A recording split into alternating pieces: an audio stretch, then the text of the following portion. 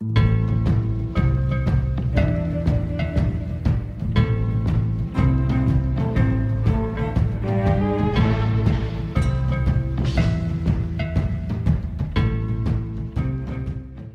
boa noite a todas e todos. Sejam bem-vindos ao Diálogos Lupa, uma iniciativa do Laboratório de Estudos sobre os Usos Políticos do Passado, que é vinculado ao Departamento de História, ao Programa de Pós-Graduação em História e ao Instituto de Filosofia e Ciências Humanas da Universidade Federal do Rio Grande do Sul.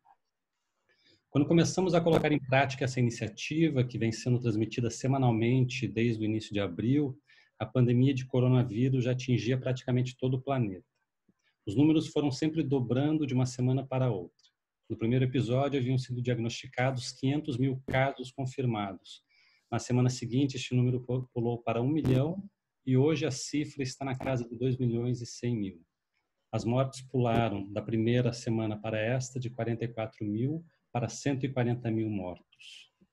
E se há 3 semanas, então, éramos confrontados com a posição do presidente Jair Bolsonaro, sugerindo que tudo não passava de histeria coletiva e que a síndrome respiratória grave ocasionada pelo vírus era apenas um resfriadinho, que, conforme um de seus apoiadores, iria matar apenas umas 7 mil pessoas, hoje ele nos confronta com a sugestão de que o vírus está passando, a despeito das evidências, dos números e das projeções dos especialistas que informam que o pior ainda nem chegou.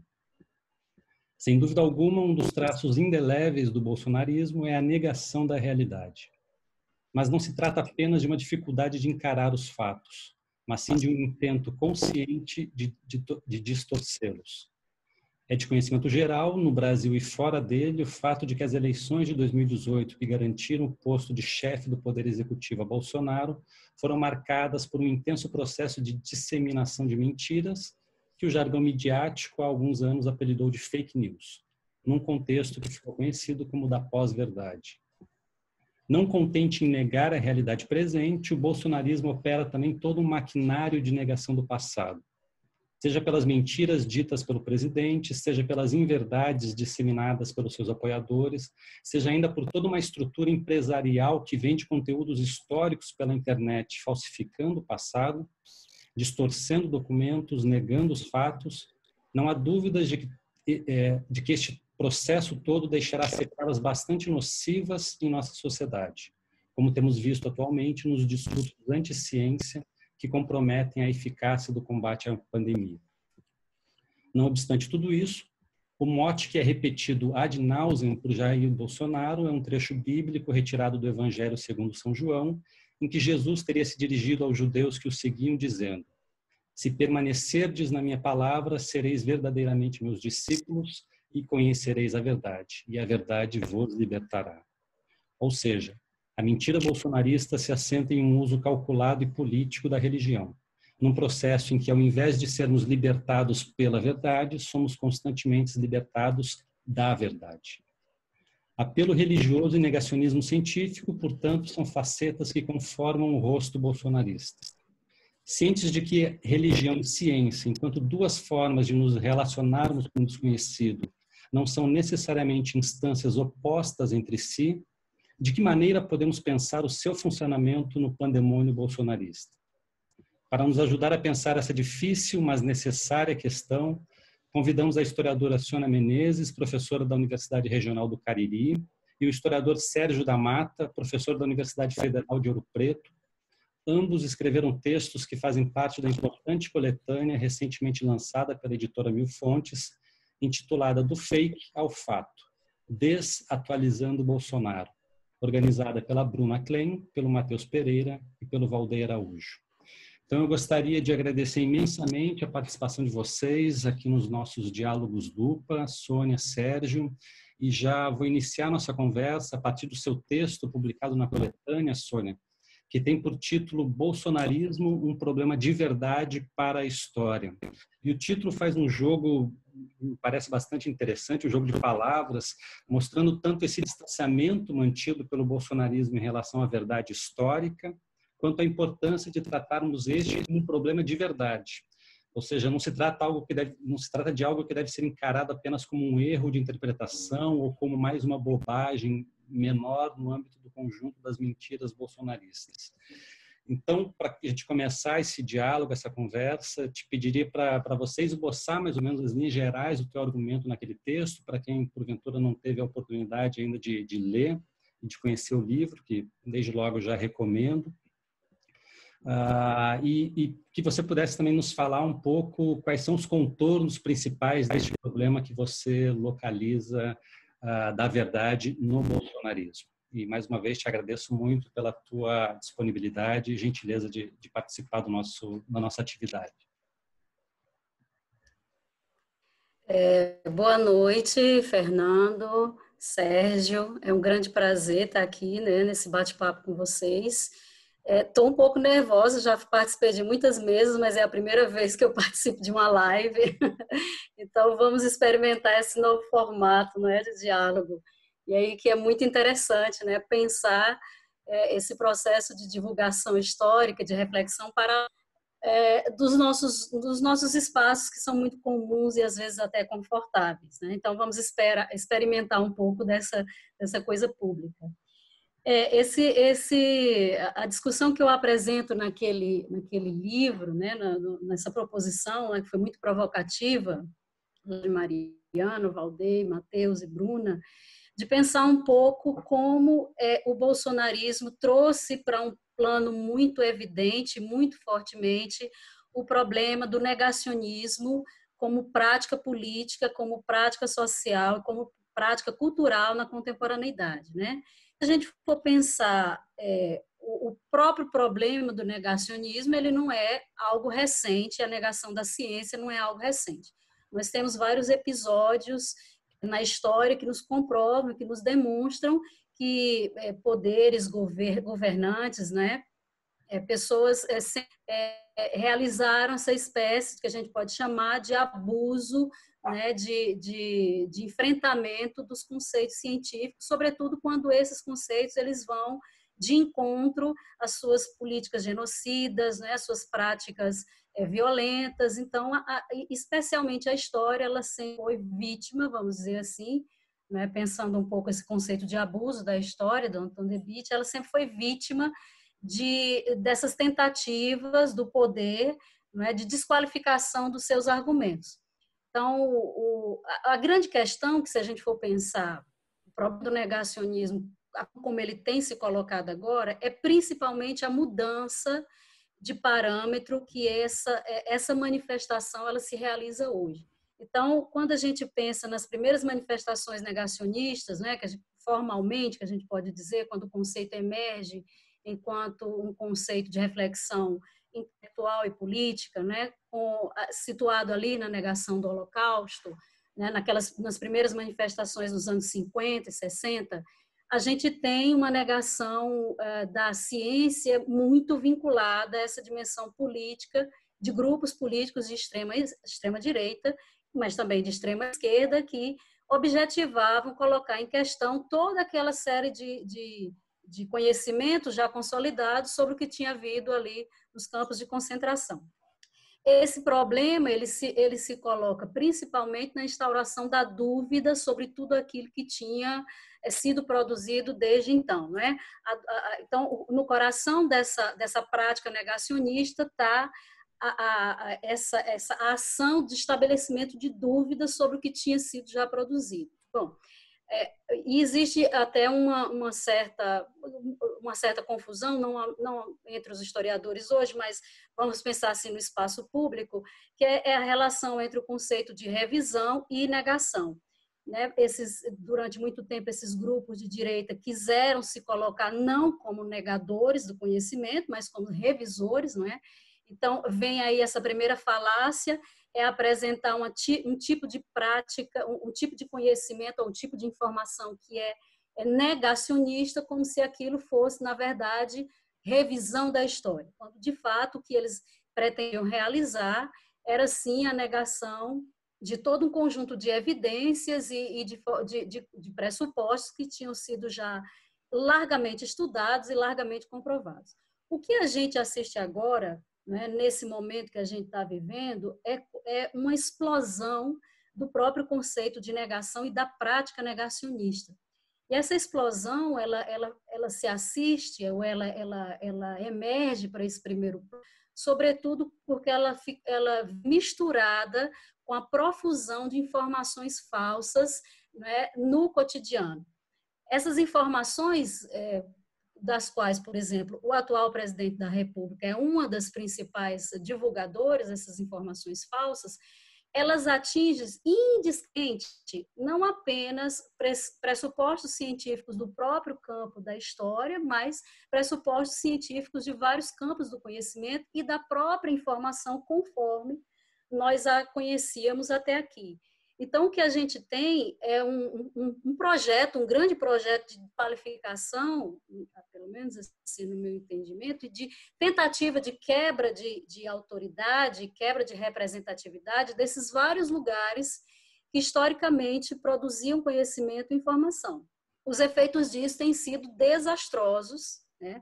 Desastrosos no plano do tempo presente, porque aquilo que, se a gente for pensar, por exemplo, o negacionismo nessa dimensão mais clássica, digamos assim, ele era relativamente limitado a grupos intelectuais. A gente sabe que alguns processos eles ganharam grande repercussão na mídia, como foi de Faurisson, foi David Irving, né? Quando aquilo explode, o processo travado com a historiadora Deborah Lipstadt, ganha repercussão, mas nunca da forma como a gente tem visto hoje, né? Essa repercussão generalizada que atrela notícias falsas e questionamentos do conhecimento. O resultado disso, né? Já só para encerrar um pouco essa introdução, o resultado disso é que nós temos hoje autoridades que estão em lugares fundamentais dentro do país, como no Supremo, como dentro do Congresso, que negam pressupostos científicos já consolidados, como a gente tem visto aí. Eu vou só dar um dado interessante para eu encerrar aqui a fala. Foi feito um levantamento ao longo dos 10 anos, entre 10 anos de Bolsonaro como deputado, ele evocou, ele bateu, ele contrapôs, por exemplo, o conceito de ditadura militar 256 vezes em seus discursos. Então, um quarto dos discursos dele, enquanto deputado, foi direcionado à negação da ditadura militar. A gente já tinha, portanto, um elemento muito forte dessa tragédia na cena pública e, na verdade, houve uma complacência, não é, com essa pessoa que desde sempre se apresentou como um grande negador. Bom, o Bolsonaro é um reincidente nisso, né? E a gente acabou, durante muito tempo, naturalizando um pouco essa negação grotesca que ele faz e que ele sempre fez da ditadura, né? E algo que acho que foi interessante você trazer esses dados, Sônia, porque acompanhando o que ele se tornou ao longo da campanha, nos últimos anos, e enquanto presidente, não me parecia que era tão evidente o apelo religioso que se tornou um pouco a marca dele, né? Até nesse mote, que é um pouco jargão. E nesse sentido, eu queria trazer o Sérgio para a conversa, né, Sérgio? O teu texto no livro, ele trata especificamente desse aporte religioso dentro desse movimento mais amplo, se a gente pode chamar isso assim, do bolsonarismo, né? O título do teu texto é A Teologia Política do Governo Bolsonaro, e o teu argumento vai no sentido de mostrar as íntimas relações entre esse aporte religioso e a dimensão política em torno desse movimento, né? E a gente tem acompanhado como que durante a pandemia a negação da ciência, acho que a Sônia trouxe esse ponto, também vem se manifestando como uma das formas pelas quais Bolsonaro e parte do bolsonarismo vem lidando com a crise, né? Então, talvez o caso mais evidente recentemente, né, talvez da semana que vem possa ser que tenha outra situação, é o da cloroquina, né, que uma porção de especialistas mostra que não há teste suficiente, que do ponto de vista da ciência propriamente dita, é alguma coisa que não faz muito sentido, todo esse apelo do Bolsonaro, do Trump e de outros líderes. Então, quer dizer, essa tensão com a ciência é uma marca determinante, né?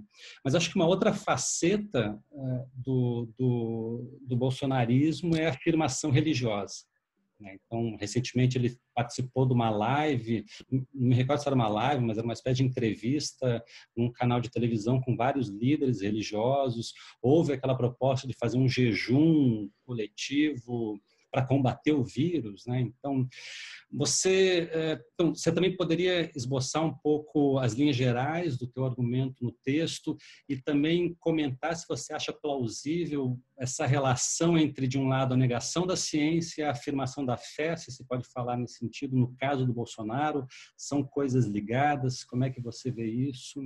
E também, novamente, muito obrigado por estar aqui nessa conversa com a gente.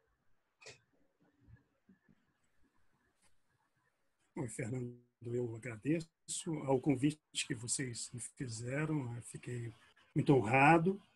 E, um abraço à Sônia também, que nos encontramos novamente agora por via remota. Mas eu queria, Fernando, começar pelo fim aí da tua colocação, e tem a ver um pouco com o que a Sônia já disse. A gente pode caracterizar, talvez, o negacionismo como uma atitude deliberada, né, de pessoas que sabem perfeitamente o que fazem, ou seja, conhecem as regras do jogo, mas, de alguma maneira, as manipulam, né, para, de alguma maneira, impor ou tentar impor uma outra visão a respeito da realidade, né, ou da realidade histórica, especificamente aqui. Me parece que, no caso que eu procurei discutir no meu capítulo, no livro que os colegas organizaram, quando você traz a dimensão religiosa, é evidente que isso produz uma série de conexões que tem um alcance muito mais amplo, tanto do ponto de vista da complexidade do que a gente está tratando, essas relações ou essas tensões que são primordiais, elas são primevas na relação entre o político e o religioso, né? Mas também na relação entre o fenômeno religioso e o conhecimento. Todo mundo conhece, evidentemente, aquela passagem do livro do Gênesis, em que a queda do homem, nesse sentido simbólico, né, ela está associada precisamente no texto bíblico ao desejo de conhecer, né? Aquilo que os romanos chamavam de curiositas, e que durante toda a Idade Média, diga-se de passagem, foi uma virtude intelectual combatida, né? Nós vamos encontrar resquícios desse tipo de aversão à vontade de conhecer, inclusive num autor como Montaigne, né? Montaigne, num dos capítulos dos ensaios, esse tipo de argumento chega a ser evocado.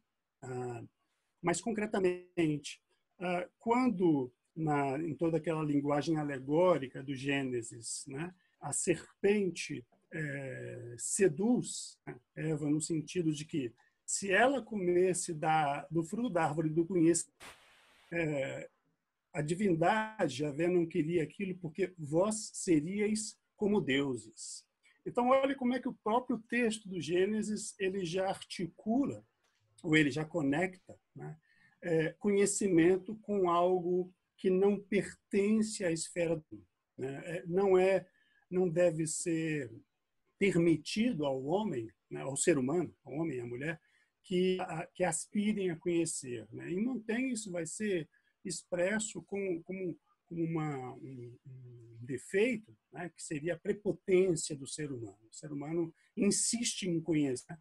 Daí que todo o nosso desejo de conhecimento, tudo isso na tradição, na maior parte da tradição teológica medieval, né, só poderia ser legitimamente orientada para o conhecimento do divino.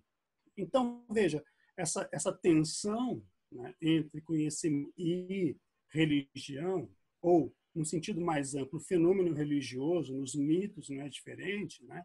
Está presente não apenas nas origens da nossa civilização, mas em outras sociedades também. Não obstante, essa relação ela é complexa, né, na medida em que, ao longo do tempo, o cristianismo se enriqueceu, né, da tradição filosófica, né, deu continuidade a ela.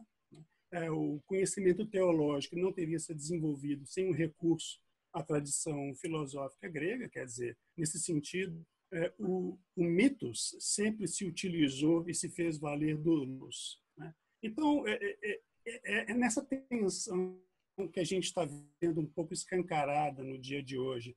Mesmo que o presidente demita um ministro que explicitamente, né, insiste em toda entrevista, ou insistia, né, em evocar a ciência, né, como uma herança da qual nós não podemos nos desvencilhar, né, ele não poderia ter, o presidente,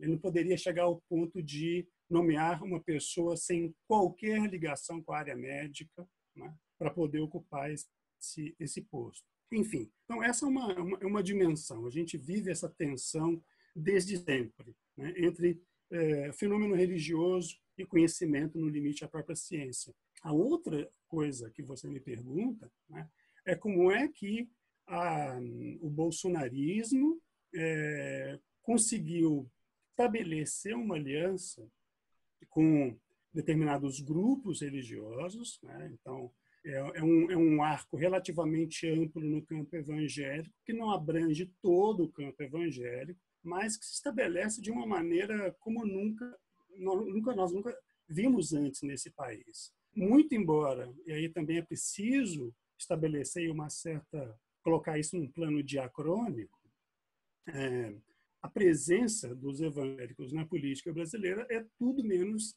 recente, né? Então, veja bem, já no início dos anos 80, no Congresso Nacional já havia 10 deputados que eram explicitamente ou assumidamente evangélicos. Na época da Constituinte, né, então em 88, por conta da promulgação então, da Constituição, eles já eram 30. E todo mundo deve estar lembrado que no preâmbulo da nossa Constituição está lá colocado que ela foi escrita e preparada sobre as bênçãos de Deus. Essas palavras estão lá, como estão nas nossas notas, né, no papel moeda que circula no Brasil desde os anos 80, por iniciativa do presidente Sarney, a evocação Deus seja louvado, né? Algo semelhante que os americanos introduziram nas notas do dólar nos anos 50. Então vejam que essa presença ela não é recente, né? Ela sempre se deu de uma maneira bastante calcada, bastante lastreada, né, por determinados grupos, sobretudo as Assembleias de Deus, e um pouco atrás, menos expressivos, os batistas, mas também eles, né? E isso é interessante também porque essas denominações elas têm graus de penetração que são também distintos do ponto de vista da estratificação social. As assembleias têm uma presença muito mais popular, né? É uma agremiação que hoje tem mais de 20 milhões de adeptos, né? No último censo eram 22 milhões, mas as estimativas é que eles já sejam algo em torno de 24 milhões hoje, talvez mais. É difícil dizer. Hoje em dia, a gente tem 25%, provavelmente, né? Porque o nosso censo ele vai chegar um pouco atrasado, provavelmente, mas a gente já deve ter algo em torno de mais de 25% da população brasileira pertence a denominações evangélicas, as diversas denominações. Isso é um quarto da população brasileira. São mais de 50 milhões de pessoas. É natural que a representação política deles se dê. O que chama atenção é que ela se dá de maneira muito mais consistente, muito mais estruturada, né? Eles têm os seus próprios partidos, tem os republicanos, que é ligado à Igreja Universal, tem o PS ligado à Assembleia de Deus. Ou seja, eles têm um capital político extraordinário, muito embora, e esse é o fenômeno curioso, os evangélicos eles não têm propriamente, esse pertencimento, ele não significa politização das pessoas, mas, e aí está o pulo do gato, essas igrejas elas são capazes de produzir uma enorme adesão do ponto de vista eleitoral, né? Então, a participação eleitoral é muito bem orquestrada, vou usar aqui o termo sem nenhuma conotação negativa. Então, já da primeira eleição em que o Lula participou, né, ele teve de se haver com uma difusão de notícias falsas que circulou à época, né? O período em que ele exerceu a presidência foi uma relativa aliança, né? Que inclusive contou com a participação do então vice-presidente, Zé Alencar. Então, houve um esforço muito grande de costurar uma aproximação, Fernando, com essas denominações. Embora, no seu pedigree, né, esses grupos têm uma afinidade natural com a que é muito mais, que tende a ser muito mais conservadora, muito embora a gente saiba, né, há nomes importantes na esquerda brasileira, do campo progressista, né, que advêm também dessas igrejas. Eu diria, então, que é uma situação muito complexa, né, e que, por razões que a gente vai poder falar daqui a pouco, e que envolve aí uma série de outras variáveis, né, se construiu uma aliança que produziu agora um nível de apoio ao Bolsonaro junto ao público evangélico, que, segundo a última pesquisa da Folha, chega a 41% em plena crise do coronavírus. Então, são números impressionantes, né? E é um fenômeno que, durante muito tempo, saiu do radar, né, dos historiadores brasileiros, sobretudo, entre os sociólogos em absoluto, não saiu, mas é algo que a gente, sobretudo os colegas que trabalham com história do presente, tem de redescobrir, né, essa matéria escura, né, que está aí presente na sociedade brasileira. Estou usando o conceito da física, né, não há nenhuma conotação negativa nisso, mas era algo que estava fora do nosso campo de visão e que a gente não entende a situação atual sem levar uma série de elementos, inclusive de natureza teológica, em consideração. Certamente a gente vai voltar um pouco a esse ponto, que é algo que você ressalta no teu texto, né? Diria talvez uma certa displicência em considerar todo esse movimento, mas que não diria nem que era subterrâneo, né? Mas que era um movimento muito mais intenso, dessa expansão dessa relação evangélica na política, né? E que, enfim, você citou de uma maneira que é bem anterior ao próprio fenômeno bolsonarista, mas antes disso eu queria puxar e amarrar com algumas questões que a Sônia traz no texto dela e também em outras pesquisas, que, quer dizer, essa expansão evangélica não se explica apenas pela nossa situação atual, mas acho que ela se vale muito das ferramentas midiáticas e, sobretudo, digitais atualmente, né? Então, quer dizer, esses pastores que são grandes influenciadores digitais é um fenômeno que nos toca hoje nesse presente. E aí, te colocando um pouco, né, essas questões, Sônia, a partir da dimensão do negacionismo histórico, e aí você trouxe na tua fala também algo que está no teu texto, essa mudança, digamos assim, um deslocamento da atenção do negacionismo em relação ao Holocausto para os tempos propriamente brasileiros hoje, né? Quer dizer, ditadura, escravidão são temas que vêm sendo discutidos a partir da chave dessa crítica ao negacionismo, né? E eu acho que tudo esse deslocamento também se dá de uma forma mais ou menos concomitante, até onde eu posso acompanhar, com a difusão do uso da internet e das redes sociais, né?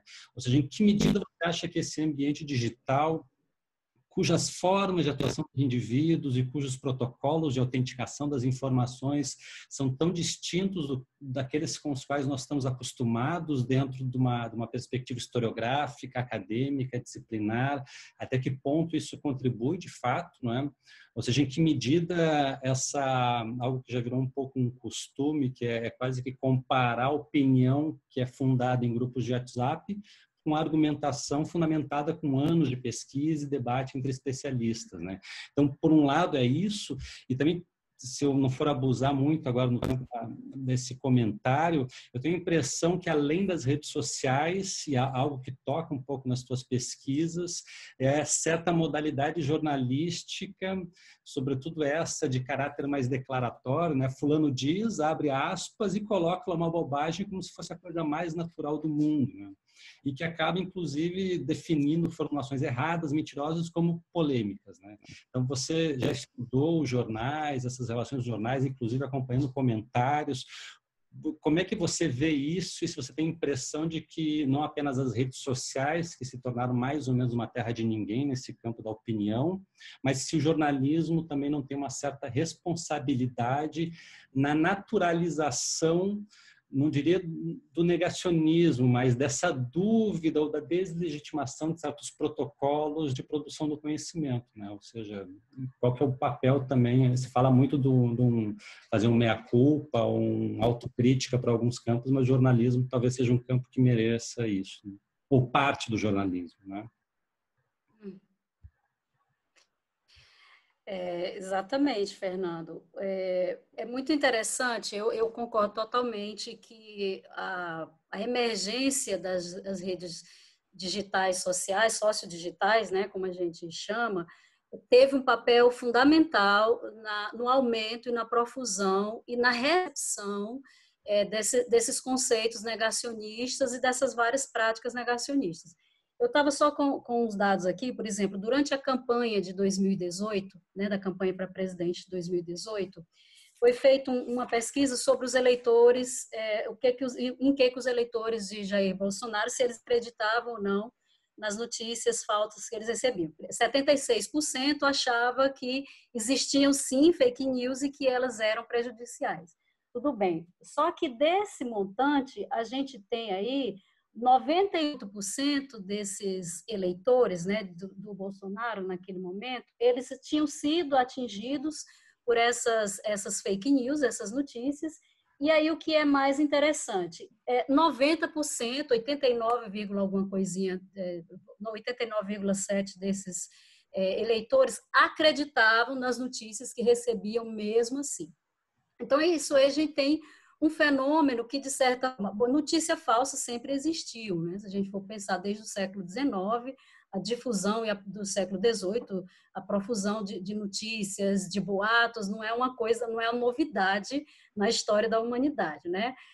A disseminação da mentira, não é, do boato para desqualificar autoridades, desqualificar conhecimentos, isso não é exatamente uma novidade. O problema, talvez, que a gente vem enfrentando nesse momento é a profusão e a rapidez dessas notícias, de tal maneira que é quase impossível você desmentir uma fake news de um processo, por exemplo, eleitoral. Vou dar só um exemplo também que aconteceu no último processo eleitoral.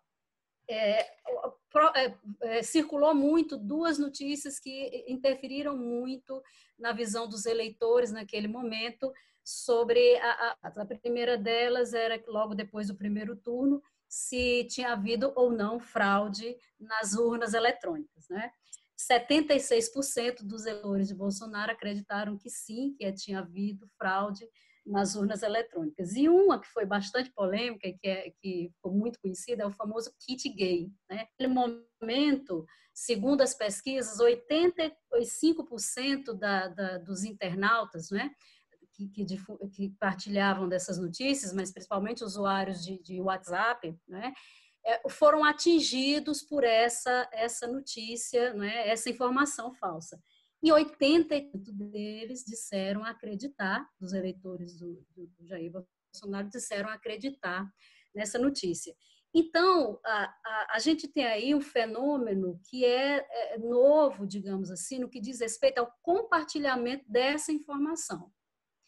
Então, a gente pode imaginar que, por exemplo, o início dos anos 90, a gente tem a predominância e o controle, até o final dos anos 80, dos nossos grandes conglomerados, desses grandes conglomerados de mídia, e aí sim o controle absoluto do jornalismo desses grandes veículos de comunicação, desses grandes conglomerados, na verdade, como, por exemplo, a gente pode pensar o Globo, né, o Sistema Globo, o Sistema Folha, né, são grandes conglomerados, que eu estou falando só no exemplo do caso do Brasil, que centralizavam, né, essa informação, a produção e a distribuição. Então, o sujeito estava lá em sua casa e recebia a notícia lá do Jornal Nacional e o máximo que ele fazia ali, dialogava com a sua família, enfim, partilhava. A grande questão é que, nesse momento, o que nós temos é uma produção de uma informação que ela não se dá mais nesse âmbito apenas verticalizado. Ela se horizontalizou. E quando ela se horizontalizou, essa informação que passou a ser partilhada de pessoa para pessoa, de família a família, a gente perdeu meio que se perdeu um pouco do controle, né, da forma do que é divulgado e do que é apropriado e como ele é apropriado. E aí é muito interessante porque a gente tem um paradoxo. Por quê? A gente tem agora a possibilidade, que era muito mais difícil, vamos pensar, até o estabelecimento desse compartilhamento em rede, que é de uma produção da informação pelo sujeito comum, né? Então, a pessoa senta lá e produz um meme que desqualifica uma tese de doutorado, divulga numa rede de WhatsApp e aquilo ali se dissemina, né, entre vários sujeitos que vão aderindo àquelas ideias, não exatamente pela informação que está, vamos dizer, de onde essa informação vem, se ela realmente é um dado concreto, se ela foi checada ou não. Ele adere àquela informação porque aquela informação está de acordo com pressupostos que muitas vezes são morais. E aí, pensando um pouco naquilo que o Sérgio coloca, não é? Então, assim, eu acredito no kit gay, não é? Escolho acreditar no kit gay porque aquilo ali vem ao encontro de um conjunto de outros elementos subjetivos com os quais eu corroboro. Então, realmente, eu tenho que defender a família, tenho que proteger meus filhos, então o kit gay deve ter existido. Se não existiu, então a gente tem, de qualquer forma, usa do mesmo jeito, né? Eu estava vendo as entrevistas de eleitores no momento que foram feitas da eleição dos Estados Unidos, da eleição de Trump, e então o repórter estava fazendo a entrevista com vários desses eleitores. E era muito interessante, das várias coisas muito estapafúrdias que eles diziam acreditar, como que Obama era da Al-Qaeda, que Obama não era norte-americano. Tem uma das entrevistadas que o repórter, ela diz lá uma coisa, não lembro exatamente, mas é uma coisa bem absurda, e ela diz assim, bem, eu escolho acreditar nisso. Pode até não ser verdade, mas é uma coisa que eu escolho acreditar. E isso é muito difícil de nós lidarmos, não é? Porque aí as pessoas, não é? Nós chegamos nesse nível de informação, que é dessa escolha individual e subjetiva, que acaba não sendo só de um sujeito, porque ele vai agregar a vários grupos, e isso se torna uma bola de neve. A meu entendimento, o jornalismo profissional está colhendo um pouco dos frutos também da sua eu posso dizer, da sua colaboração com discursos que sempre foram proferidos no espaço público e nunca foram questionados por eles mesmos. O próprio lugar que o jornalismo profissional, por exemplo, quando a gente pensa em termos de Brasil, a gente sabe que o sistema Globo coloca e derruba dentro nesse país. Está tendo dificuldade agora. Por que ele está tendo dificuldade agora? Né? Diferentemente do que aconteceu no passado. Porque agora ele rivaliza com essa informação, essa disseminação dessa informação reticular. É uma informação que está... Então, agora as pessoas vão jogar tomate, vão jogar tudo em frente da Rede Globo, coisa que era impensável se a gente pensa nos anos 80. Isso não acontecia. Ou então alguém chega, está lá o repórter, a pessoa toma o microfone e diz Globo lixo, não é? Então, esse é o ponto que nós chegamos, e esse é o ponto muito difícil, eu diria extremamente complexo, porque é o ponto do questionamento total da autoridade. Eu, pelo menos, vejo dessa forma. Então, o que está sendo questionado são os vários lugares de autoridade que nós conseguimos construir a partir de uma lógica racional moderna até aqui. O lugar da autoridade do conhecimento, do professor de história, que agora é chamado de mentiroso, comunista, safado. Então, ele não pode dizer nada porque ele é um comunista, ele mente. Então, eu não sei muito bem como nós iremos lidar com isso, mas é urgente que a gente pense, para mim, dois elementos que são fundamentais nesse momento, que é o problema da ética e da responsabilidade. a ética da responsabilidade no conhecimento que tem sido produzido e na informação. E aí, só para fechar, eu acho que tem um problema maior ainda. Embora a gente possa distribuir a informação no grupo da família, a gente não pode esquecer que se nós tínhamos grandes conglomerados de mídia que dominaram os vários lugares em vários países, nós temos hoje mega empresas que dominam a informação no mundo todo, como é o caso do Google, como é o caso do Facebook. E o escândalo da Cambridge Analytica demonstrou muito bem isso, né? A gente viu uma empresa que foi capaz de mudar os rumos políticos de grandes potências dentro da União Europeia, né, como o caso do Brexit, e na própria eleição de Trump. A interferência foi muito clara com o uso de dados, né, com aquilo que a gente compartilhava. Então, o que a gente está vendo? A gente está vendo a centralização da informação cultural da humanidade nas mãos da empresa Google, e isso é uma coisa muito preocupante. E acho que você toca num ponto fundamental, Sônia, porque esses dados são produzidos pelos próprios indivíduos, né, que estão liberando ali, às vezes conscientemente, às vezes não, esses dados, né. Mas acho que você trouxe alguns pontos, enfim, eu sempre brinco, assim, o Bolsonaro nos tirou tanta coisa e uma delas foi a nossa possibilidade de criticar a Rede Globo, né, porque agora a gente faz uma crítica à Globo, parece que a gente é bolsonarista também, né.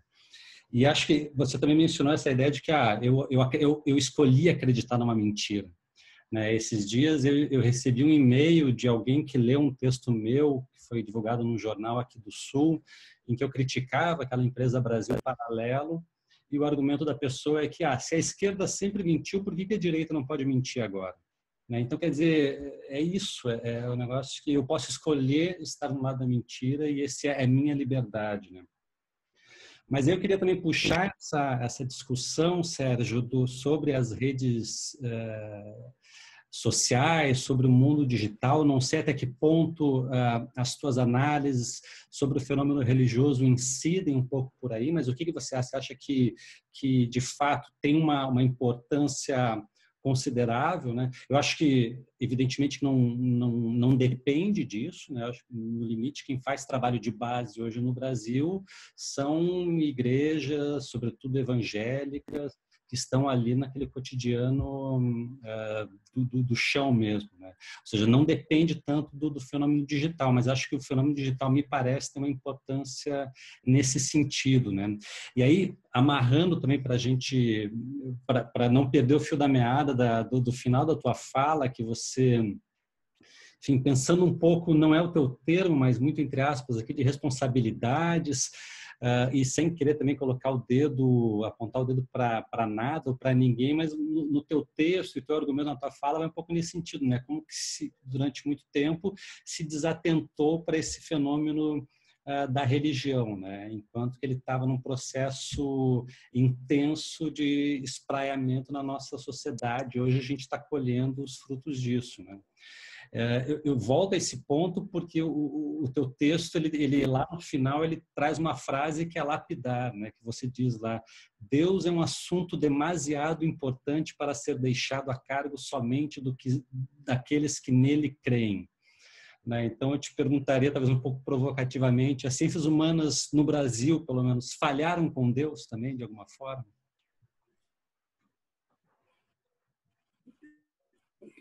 Obrigado pela pergunta. Eu acho que as ciências humanas, em absoluto, não falharam com a religião. A história, sim, eu não tenho dúvidas.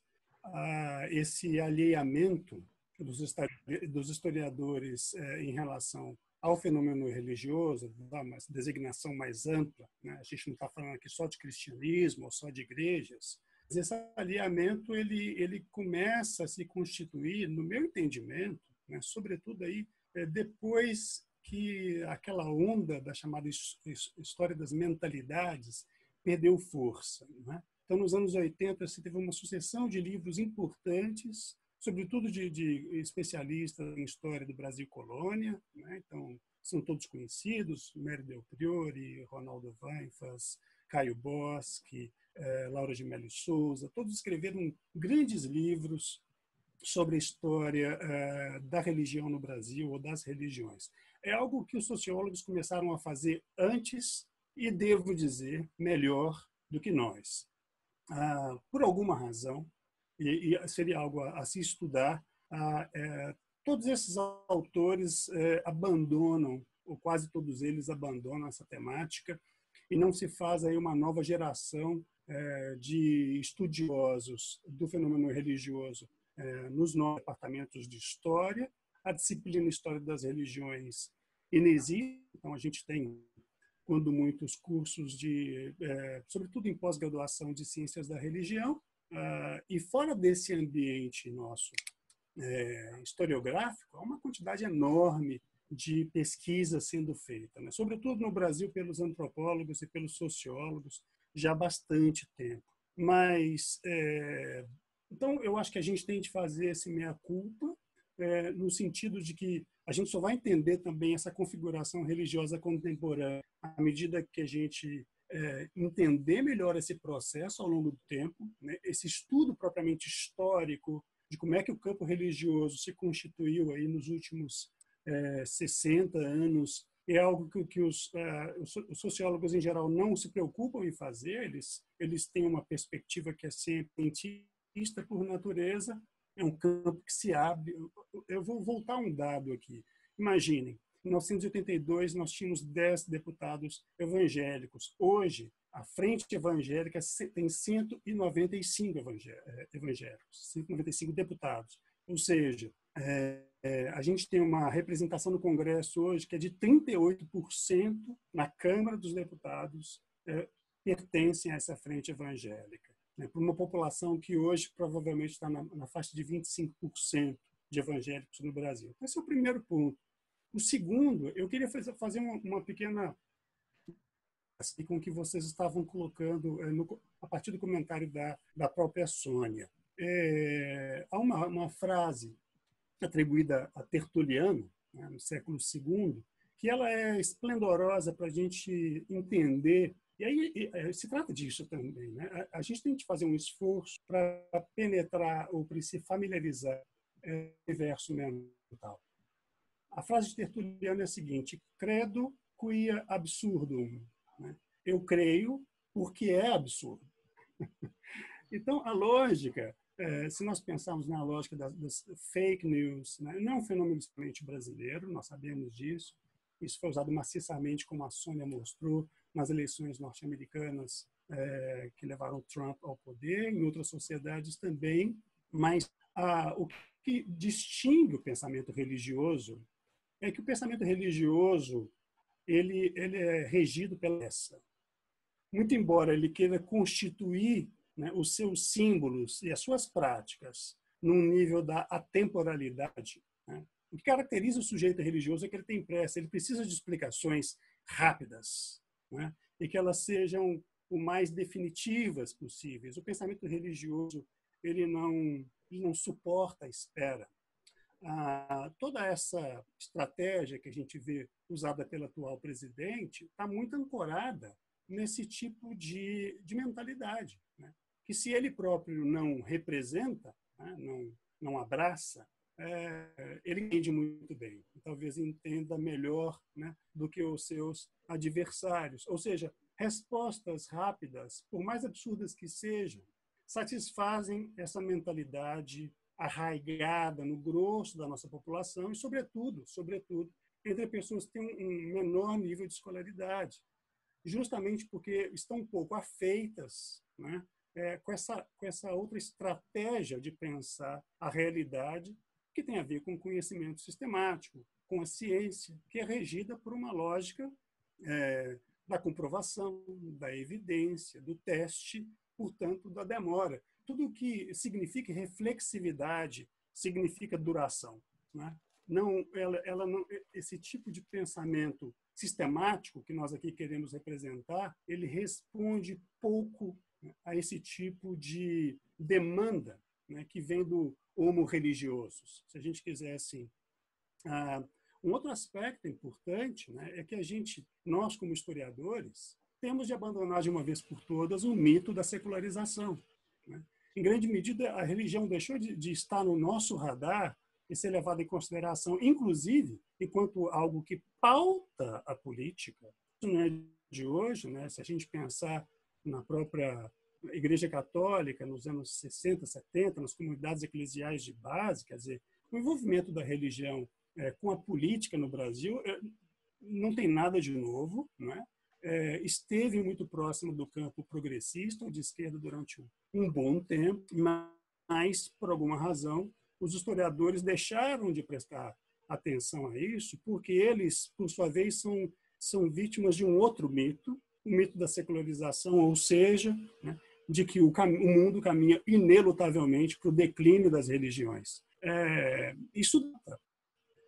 Em que medida nós estamos aliados, eu não diria nem do mundo lá fora, como ele das pessoas que estão próximas de nós, que trabalham em lugares onde a gente trabalha, né?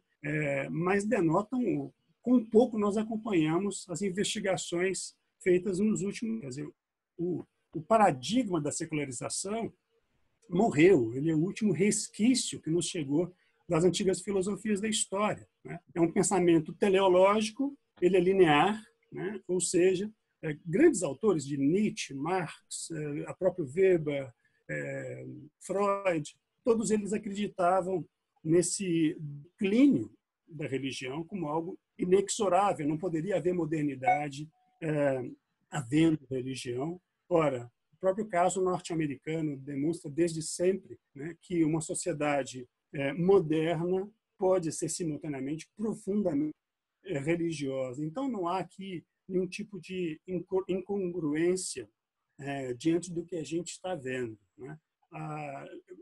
Eu volto àquela metáfora que eu usei, era uma matéria escura que estava diante de nós e para a qual nós não ainda havíamos desenvolvido os antenas, né? Agora, uma outra questão, evidentemente, né, que modalidade de religiosidade se desenvolve no Brasil nas últimas décadas, né? E o que ela pode representar em termos de ameaça, eu não encontro termo, né, de ameaça à própria forma plural, democrática, aberta, né, em que a nossa sociedade está ainda organizada, né? Então, nesse sentido, nos causa preocupação que algumas correntes teológicas, né, tenham chegado ao Brasil, vindas sobretudo dos Estados Unidos. Eu explorei isso um pouco melhor no meu texto, né? Uma teologia chamada dispensacionalismo, né, muito pouco estudada no Brasil, sequer antropólogos e sociólogos atentaram para ela, mas essa corrente chega com muito forte aqui a partir dos anos 50, né? E está muito representada nas Assembleias de Deus e entre os batistas. E, basicamente, se trata de um tipo de teologia escatológica, né? A história do mundo está ordenada em diferentes épocas, chamadas dispensações, né? São 7, nós estaríamos vivendo a penúltima dessas épocas, que é a dispensação da graça, ao fim da qual uma quantidade enorme de sinais, né, ou de cataclismos, né, ou de desgraças vão se apresentar, antecipando, então, 2 eventos míticos muito presentes no imaginário evangélico, que está influenciado por essa teologia, né, no caso, a grande tribulação e o arrebatamento.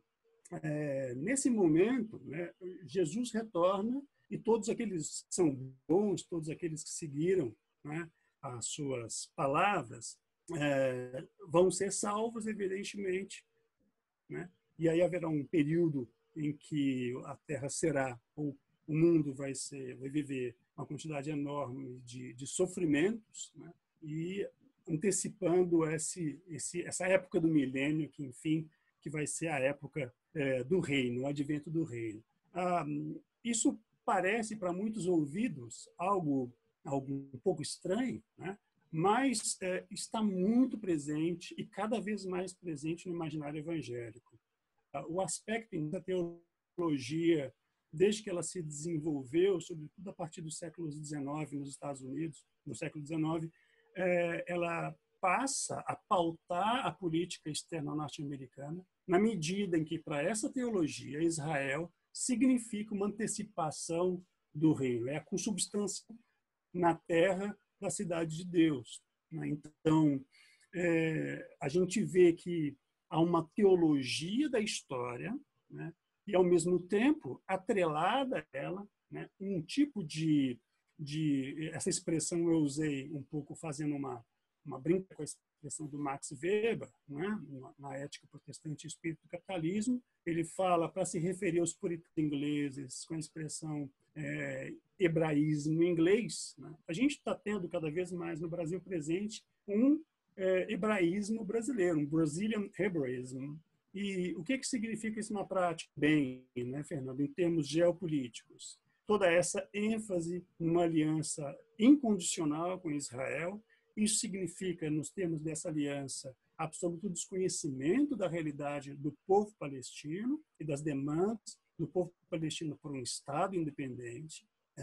Isso tem pautado a política externa brasileira desde o início desse governo, como pauta fortemente a política externa do Donald Trump para os Estados Unidos. Então, nós temos uma diversidade de fenômenos interagindo, né? Mas que explica em grande medida por que esse voto evangélico, que é tradicionalmente conservador, não deixou de ser no período do PSDB no poder ou do PT no poder. Houve uma aliança momentânea, não é? Uma aproximação desses partidos com os setores evangélicos, mas na sua expressão mais originária, né? Esse pensamento conservador agora estabelece uma aliança que é também inédita na história do Brasil republicano, né?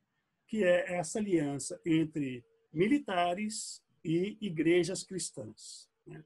Essa aliança jamais existiu, né? Tanto na Primeira República, houve ali no início, devido à presença do positivismo, uma posição muito fortemente laicista das Forças Armadas, né?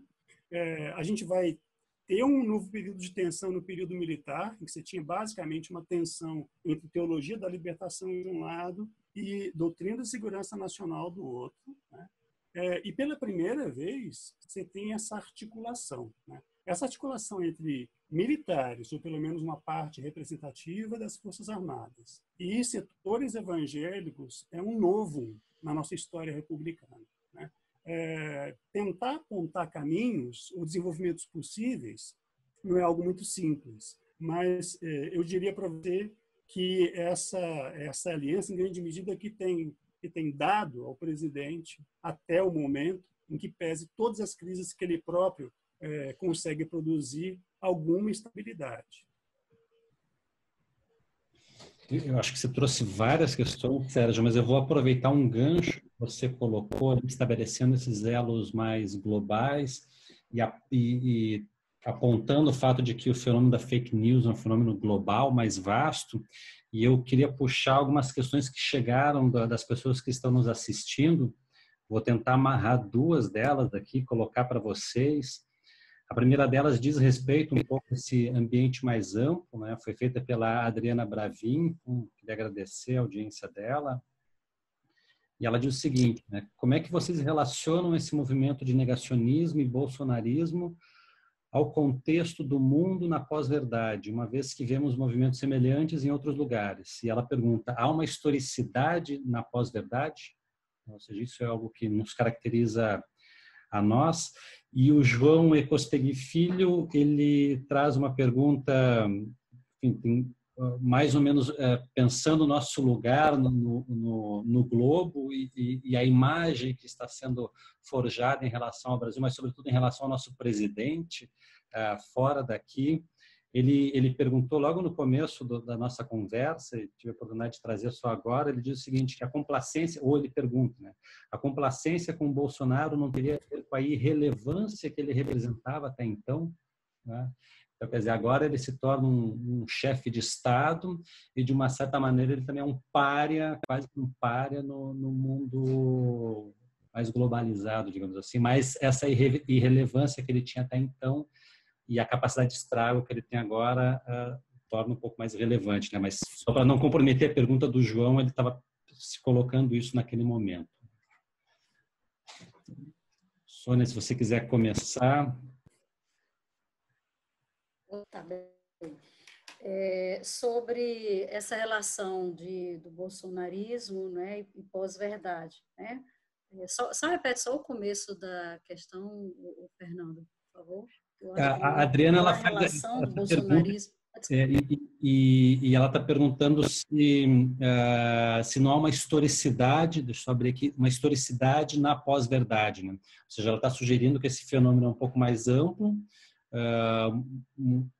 e perguntando, pedindo para relacionar o negacionismo e bolsonarismo num contexto mais amplo de pós-verdade no mundo, né?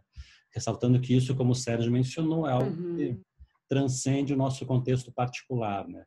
Mas a pergunta, na verdade, é se há uma historicidade dessa pós-verdade, ou seja, nós estamos num outro regime de verdade, talvez? Essa é uma questão, problema para nós hoje, né? Será que estamos ou não?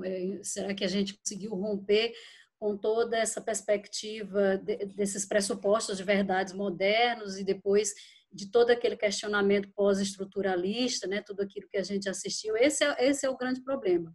Então, eu vejo muito eu acho que esse contexto, essa situação, esse momento que a gente está vivendo, nos aponta para um processo de transformação cognitiva muito importante.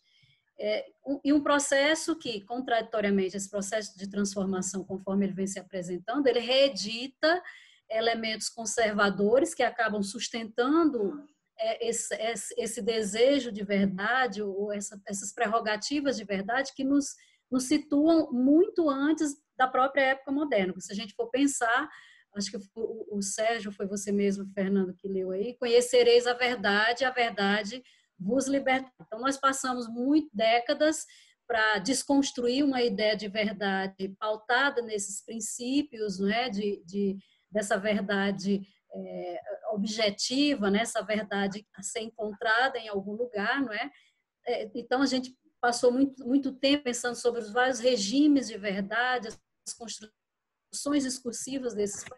E, de repente, nós assistimos nesses usos, né, contemporâneos disso que está sendo chamado de pós-verdade, é a reedição de falaciosa, a gente deve dizer isso, a reedição falaciosa de pressupostos, que são pressupostos conservadores e quase milenaristas, nessa tentativa de contemporâneo, né? E um embate que se faz principalmente por um processo de mudança. Eu acho que as últimas décadas, principalmente a última década do século XX e do século XXI, nos apresentou processos de mudança de desestabilidade de identidades, né, muito profundos, né?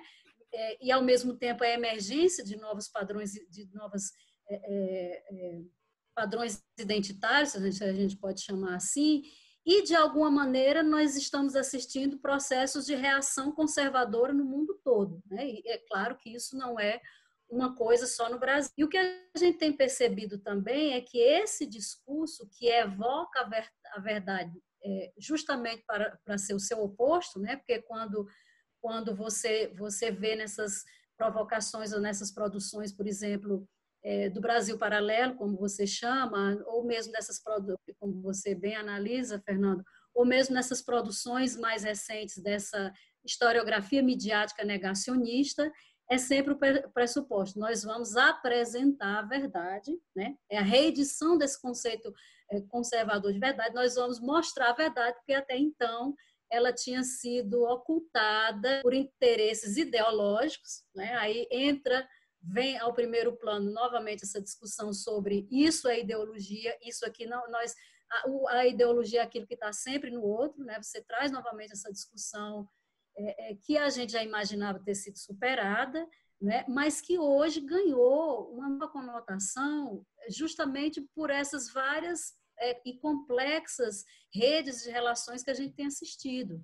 Né, e essas redes, né, e a gente pode observar que são comportamentos, de alguma forma, muito parecidos. Né? O tipo de difusão de fake news, de questionamentos ao conhecimento científico que é produzido aqui no Brasil, ou reproduzido aqui no Brasil, ele também é observado em vários outros lugares. Eu acho que, por exemplo, talvez nós jamais nos imaginássemos tendo que discutir em plena segunda década do século XXI o planismo. ou essa possibilidade de você ter grupos em redes sociais defendendo, realizando eventos para comprovar o inimaginável, né? Para desestruturar todo, a gente pode pensar uma construção desse pensamento, dos pressupostos científicos com os quais nós nos deparamos até. Então, eu acho, eu não sei, eu não saberia dizer se a gente está assistindo aí esse novo regime de verdade. O que a gente pode perceber é que, sim, nós estamos observando um processo de mudança muito claro em todo um conjunto de construções de campos científicos e da própria informação, nesse momento que a gente está vivendo. Exatamente em que isso vai dar, não é? Fica difícil a gente saber. Agora, eu acho que tem um elemento que é muito importante, e aí é um desafio para a própria continuidade das democracias modernas, como a gente tem percebido, que é o controle, né, dessas informações individuais, desses dados, porque a maior riqueza do mundo hoje não é o petróleo, são esses dados que são compartilhados, esses dados que nós estamos dando gratuitamente para essas empresas, e elas estão ganhando, e não apenas isso, elas estão manipulando esses dados para startarem vários processos importantes de transformação no mundo, né? E esses processos têm sido conservadores, a gente tem assistido grandes retrocessos, na verdade, né? Eu acho que é um pouco disso. Sérgio, eu vou aproveitar só antes, porque chegou algumas questões aqui que é mais particularmente no teu ponto.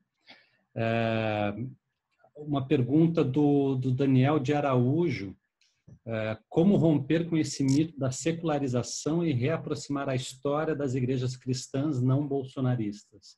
Né, que é uma boa pergunta de também como repensar a religião a partir de tudo isso que você estava mencionando.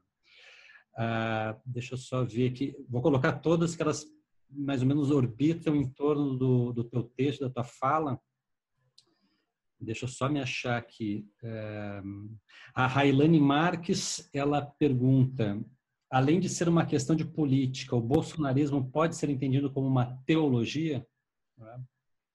E, por fim, o João Camilo Portal, que é nosso aluno aqui da URGS, bolsista do Lupa, está nos prestigiando também aqui. Ele pergunta o seguinte: a religião faz um papel que a história não faz ou não soube fazer? Então, são 3 perguntas que giram um pouco das suas considerações e desse papel que você estava apontando da história em relação a esse debate, né? Fernando, você se importa de repetir rapidamente a primeira questão? Primeiro, deixa eu ver. Como romper com esse mito da secularização e reaproximar a história das igrejas cristãs não bolsonaristas? Eu vou tentar ser rápido. São questões difíceis também. A primeira questão é como romper o mito da secularização? Olhar o mundo aí fora, né? Simplesmente sair um pouco do nosso ambiente universitário, né? Conversar com as pessoas, assistir de vez em quando alguns canais evangélicos na TV, eles caem em cima da gente, estão presentes, e eu diria, ignorar não entender, né? Então, a gente, em grande medida, a comunidade historiográfica tem sido alimentada de uma maneira subliminar e inconfessa de preconceitos, né? Esses preconceitos, volta e meia, são associados de maneira muito arbitrária às igrejas evangélicas, né? Houve aí nos anos 90, houve uma associação muito insistente, né, de que esses grupos seriam naturalmente, os parlamentares evangélicos seriam naturalmente fisiológicos, algo assim, e me parece muito arbitrário tudo isso, como se não houvesse fisiologismo ou algum tipo de prática política condenável entre pessoas de outras religiões. Quer dizer, foram coisas que começaram a povoar o nosso universo, né? e que, na verdade, produziram um alinhamento, né, da comunidade historiográfica em relação a um fenômeno que é maciço nos números, né? Eu fico realmente surpreso, né, que haja tanto desinteresse, né? E eu costumo citar esse exemplo dentro de sala extremamente comum e até tradicional, e é importante que os historiadores estudem o fenômeno político, e é necessário que eles o façam, mas sem perceber muitas vezes como é que o próprio fenômeno político nas sociedades contemporâneas passa por um processo de desencantamento, e ele é muitas vezes pautado por aquilo que é externo ao próprio político, né? No nosso caso, eu diria cada vez mais, pelo pertencimento religioso, né? A quantidade de pessoas que têm pertencimento religioso, que participa de uma igreja, que assiste a cultos, que incorpora um habitus a partir dessa convicção, é infinitamente maior do que aquelas que se envolvem numa atividade política no sentido, digamos, mais sistemático, né? Então, a primeira coisa para romper com o mito da secularização, eu diria, ler da religião mais recente, é uma coisa, né? E abrir os olhos, né? Então, sair um pouco da nossa bolha historiográfica. Esse é o primeiro ponto. A segunda questão, se o bolsonarismo poderia ser visto como uma teologia. Não, muito embora essa analogia estrutural entre o fenômeno político e o fenômeno religioso, ela já foi explorada por muita gente boa já há bastante tempo. Eu cito aqui apenas um livro excelente que infelizmente não foi traduzido no Brasil, do Marcel Cauchet, né? O Desencantamento do Mundo, é um livro de 85, um belíssimo livro. Embora ele ainda partilhe do mito da secularização, ele traz um elemento importante que é mostrar essa semelhança estrutural entre a esfera do político e a esfera do religioso, né? Elas, ao longo da história, elas vivem uma relação tensa ou de concorrência ou de complementaridade, uma em relação à outra.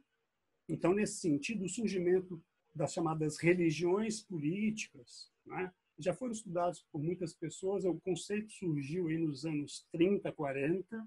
Há uma quantidade grande de trabalhos sobre o culto à personalidade nos antigos países do chamado socialismo real, né? A personalidade como uma forma de religiosidade laica, intramundana, né?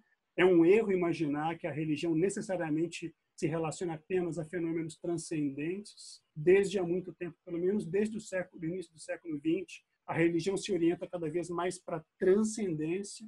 Este é um dos aspectos, inclusive, que explica, né, muito do preconceito que se volta contra esses grupos religiosos, como se tudo aquilo que é mundano, mundano no sentido, tudo aquilo que é imanente, vida material, por exemplo, seria incongruente com o bem, seria incongruente com a religião. Absolutamente isso não é confirmado pela história das religiões, né?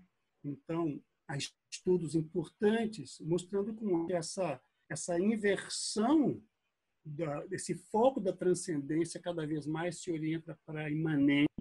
Isso está muito representado não apenas nos grupos evangélicos, mas também nos grupos católicos carismáticos, em que a lógica taumatúrgica, a dimensão terapêutica dos cultos, né, é fundamental. Você não entende a religião contemporânea deixando de lado essa preocupação com o aqui e o agora. A ideia de salvação, no sentido convencional, cristão, distante, né, ela passou a ser contrabalançada com outras. Enfim, mas aí, respondendo ainda o segundo ponto, e talvez se a pessoa que perguntou tiver acesso ao nós publicamos o texto, né, certamente o bolsonarismo não se utiliza, mas ele se beneficia de uma determinada teologia, que essa teologia a que me referi, o dispensacionalismo, né? E que está presente onde quer que vocês vejam uma banda de Israel, em alguma igreja evangélica, alguma passeata. Isso tem estado cada vez mais presente, E essa teologia do dispensacionalismo, ela também se fortalece porque o Estado de Israel, conscientemente, já pelo menos desde a administração Ronald Reagan, se apoia muito fortemente esses grupos. Então, se vocês acessarem aí na internet essas associações Brasil-Israel, né, há muito incentivo por parte dessas entidades de Israel, do próprio Estado israelense, né, em incentivar esses grupos religiosos no Brasil. Então, isso está longe de ser uma coincidência, isso também já é feito há muito tempo nos Estados Unidos, pelos interesses de Israel. A terceira questão, se a religião faz algo que a história não soube fazer, eu não sei se eu entendi exatamente o que ele quer dizer. História, eu não sei se ele está se referindo aos agentes históricos ou a nós, historiadores. O importante é entender o seguinte, né? A religião nunca deixou de ser uma potência histórica, né? Quem percorrer as páginas do belo livro do Jacob Burckhardt, Reflexões sobre a História Universal, ele coloca a religião como uma dessas potências. E um dos nossos erros, né, foi achar que o fenômeno religioso não dispõe, não é um isótopo poderoso. Tá?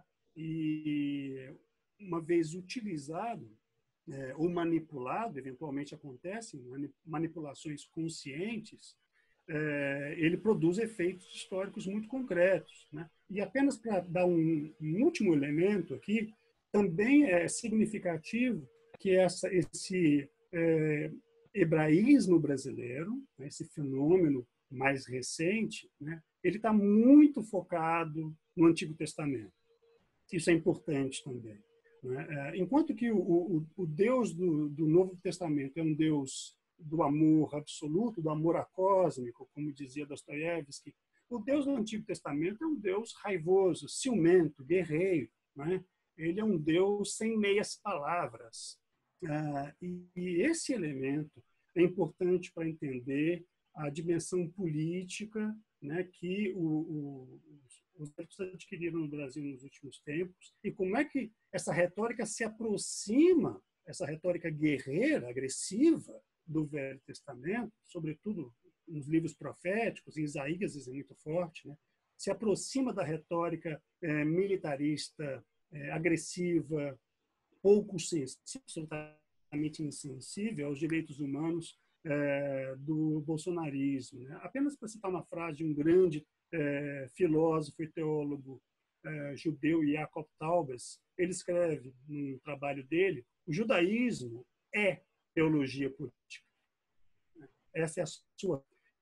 Então, significa uma religiosidade cristã no Brasil, em que os símbolos, em que esses arquétipos, né, em que essas narrativas do Antigo Testamento estão muito presentes, é naturalmente político, né, e é um tipo de política que tem afinidades eletivas, infelizmente, né, com o fenômeno bolsonarista.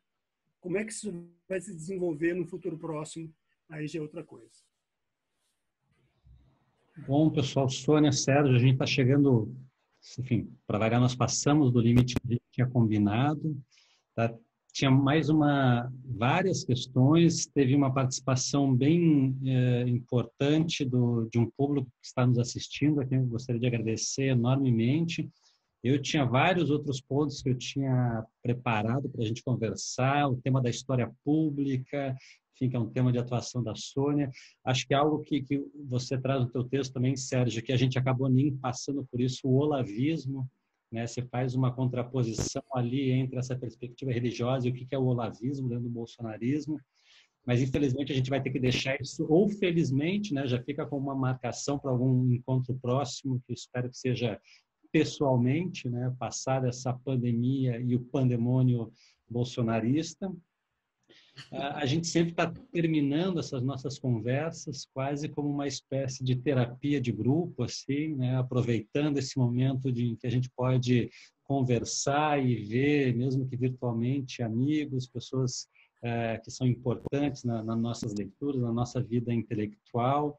e também queria ouvi-los um pouco como é que uma historiadora, um historiador estão lidando com a quarentena, como é que vocês estão passando nesses momentos. A Sônia falou dessas novas experiências de lidar com o mundo, enfim, fazer uma live, que para mim também é uma novidade. Então, gostaria de, para a gente terminar essa conversa, um pouco nesse sentido, assim, ouvir e trocar um pouco essas experiências.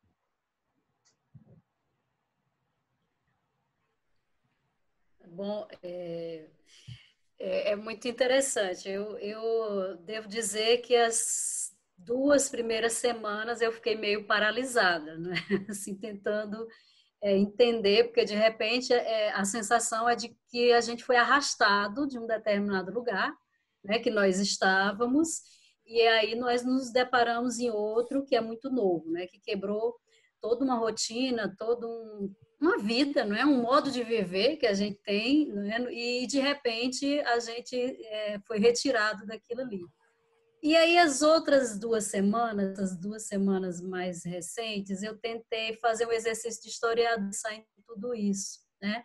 Eu tenho ficado em casa, eu e meu marido, que também é historiador, e a gente tem tentado pensar um pouco na própria história e pensar como é que a gente pode lidar ou transformar isso, né? Essa experiência tão nova, tão radical que a gente está vivendo em reflexão, né? E eu outro dia me peguei lembrando muito, né, do Apologia da História, do Mark Bloch, que é um livro que eu gosto muito, eu costumava trabalhar nas turmas de introdução, e não saía nunca, sempre me lembrei muito dessa frase que tem no livro, desde a primeira vez que eu li, ficou na minha cabeça.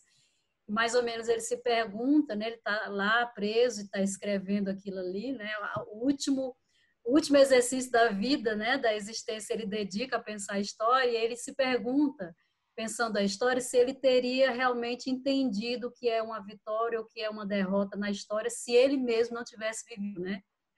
Ele se pergunta se ele realmente teria conseguido narrar da forma como ele narrou.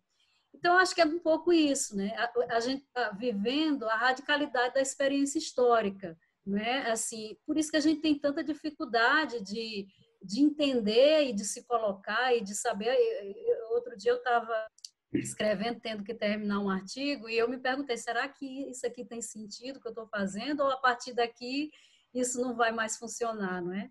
Então, acho que é isso, é um exercício de experiência, mas que eu tenho tentado também, até para me acalmar, porque eu digo, outro dia eu estava dizendo para os meus alunos, ela também, se ela não nos dá as lições, ela deve nos acalmar, porque aí a gente fica olhando para o mundo, tentando entender o mundo, pelo menos com esse olhar de historiador, tá bom? Mas, olha, Fernanda, eu queria te agradecer demais o convite, tá? Assim, fiquei muito feliz, assim, leio muito os seus textos, eu estava até dizendo que os meus alunos, você como da Caroline, então foi um prazer esse bate-papo com você aqui. Muito obrigada.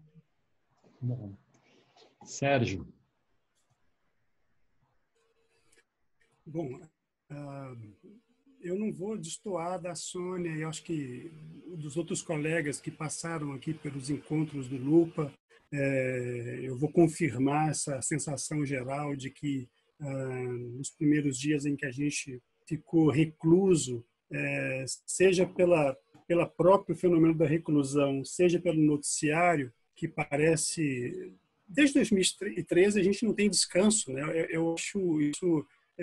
do ponto de vista da minha experiência pessoal, a gente tem vivido uma quantidade incrível de sobressaltos, e é claro que isso me deixa também improdutivo, né? A gente, inclusive, começa a pensar se faz sentido ou se é correto a gente parar para ler um livro ou tentar escrever alguma coisa diante de tanto sofrimento que a gente está vendo à nossa volta, diante de tanta perda humana e diante da insensibilidade, né, daqueles que deveriam assumir o papel, né, que prometeram assumir e que só demonstram não estar à altura da responsabilidade que deveriam ter. Então, acho que isso nos contamina, mas eu tenho prestado muita atenção numa expressão que não é exatamente nova, mas que tem aparecido cada vez mais e que me chama muito a atenção, que é a expressão novo normal. A gente começa a sair dessa nossa desorientação e dessa nossa paralisia inicial, quando esse novo normal começa a ficar mais claro para nós, quando a gente começa a redesenhar, remapear as nossas necessidades, as nossas obrigações, e também didáticas, né? Da mesma maneira que o Fernando tem feito esse belo trabalho com o Lupa e a Sônia com os alunos dela. Eu tenho tentado manter encontros semanais com alunos do Departamento de História aqui da Federal de Ouro Preto. A gente tem feito leituras sobre o conceito de crise histórica. Tem sido muito produtivo. Eu tenho aprendido também a lidar um pouco mais com as ferramentas, então é muito paradoxal que esse novo normal também traga ganhos para nós, né? Por pequenos que sejam, diante de tudo que a gente está vendo. E essa citação, a Sônia fez uma, e uma que me chama a atenção e que talvez traga um pouco de um pequeno grão de areia de otimismo para nós, né? De um autor que eu gosto muito, que diz que o mundo é mais não crise do que crise, né? Eu tenho convicção de que esse presidente e esse governo vão ser um episódio na história do Brasil, né? E que logo a gente vai poder respirar de novo um ar de liberdade. É muito azar nosso a gente ser contemporâneo a ele, né? Podia ser um outro período, né? Mas assim, pessoal, eu gostaria realmente muito de agradecer vocês. Aqui também eu compartilho um pouco de tudo que vocês falaram dessa experiência. No começo eu estava completamente perdido e acho que essa proposta de fazer os diálogos foi sendo realmente um alento para poder conversar com pessoas.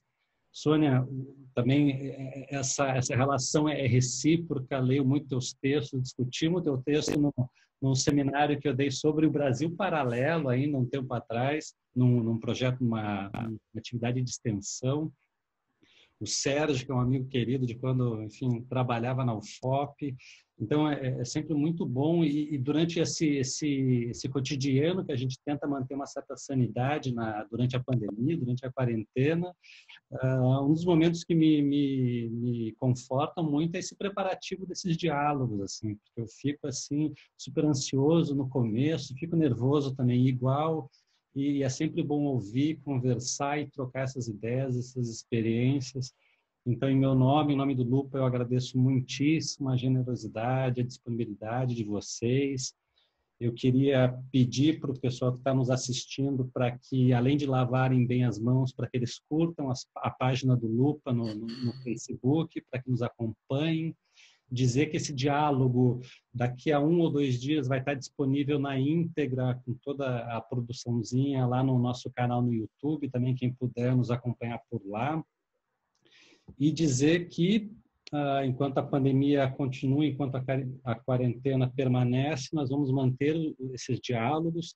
E na quinta-feira que vem, cujo dia, eu me esqueci qual que é, dia 23, na próxima quinta-feira, mesmo horário, 19h30, nós vamos ter mais um Diálogos Lupa intitulado O que fabrica o historiador quando faz quarentena. Então, é novamente trazer essas conversas que nós estamos mantendo. E nossos convidados serão a professora Ana Carolina Barbosa Pereira, da Universidade Federal da Bahia, e o Matheus Henrique de Faria Pereira, nosso amigo e colega ali da UFOP, que aceitaram participar dessa conversa. Então, agradeço a todo mundo que nos acompanhou, que mandou as perguntas. Tem vários elogios ali, pessoal, dizendo que o diálogo foi muito bom. Então, agradecendo a vocês por essa participação. Infelizmente, não deu para ler todas as perguntas, mas depois eu encaminho para os nossos convidados. Então, muito obrigado, Sônia, Sérgio. Esperamos todos que esses tempos estranhos passem rápido, não é?